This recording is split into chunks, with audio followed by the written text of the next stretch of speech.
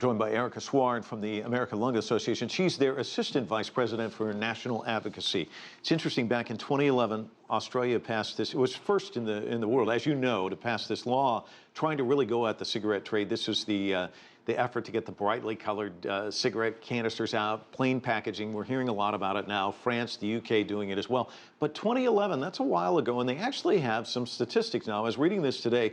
They are seeing reductions in smoking. So this slickly produced stuff, if you take it off the shelves, if it's not in your face, it can have an impact, apparently. Truly, and what Australia has done is it stepped up to the tobacco industry, despite threats and actual lawsuits from the industry, to say, we're going to put public health and the health of our citizens first, and your brand is not ultimately going to be seen by consumers as they go to publish this or they go to purchase these products, but instead they're going to see graphic warning labels depicting the real harms of tobacco use. But you brought up big tobacco, obviously very strong lobbies around the globe. Yes.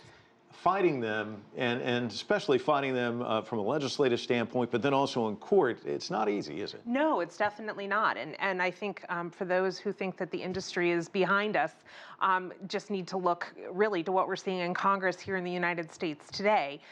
But the industry is now using trade agreements to go after countries, to sue them for putting into place strong and effective tobacco product standards and requirements, and any types of new tricks that it can to stop these very effective ways to reduce smoking.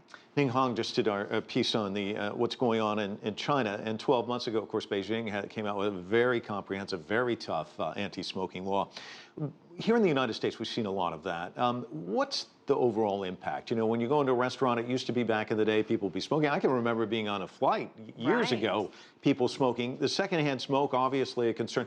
What are we seeing? What's the ripple effect of something like that, this type of legislation? Well, 10 years ago, the U.S. Surgeon General concluded that there was no safe level of exposure to secondhand smoke. We now have 28 states that have comprehensive smoke-free laws in place, but we still have 22 to go, which is so troubling. And we know that people are still being exposed to secondhand smoke, even in their homes.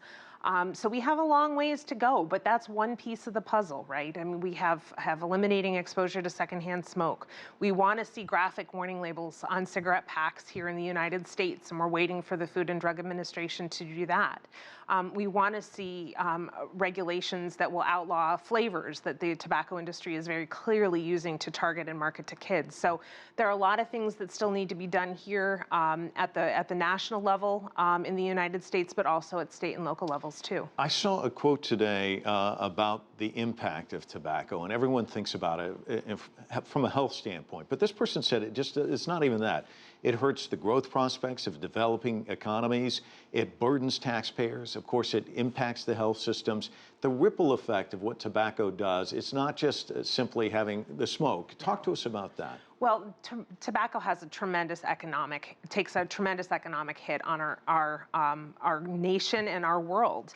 The costs of health care alone, lost productivity, and it really does ripple across our society. Here in the United States, the Pentagon attributes almost $2 billion a year to tobacco-caused economic consequences, whether they be lost productivity, whether they be impact on troop readiness, or also health care costs. So we really see how the tobacco industry is impacting not just all of our lives from lost loved ones, and also the human costs associated with this disease, but also the economic ones as well. We're just about out of time, but I have to ask you, what is a day like today? The fact that there's a focus on this, what does it do for people like yourself who are trying to call attention to it 365 days out of the year? Absolutely. Well, we really do need to remind everyone that tobacco use remains the nation's leading cause of preventable death here in the U.S., but that the tobacco industry has gotten even more aggressive in its attempts to target people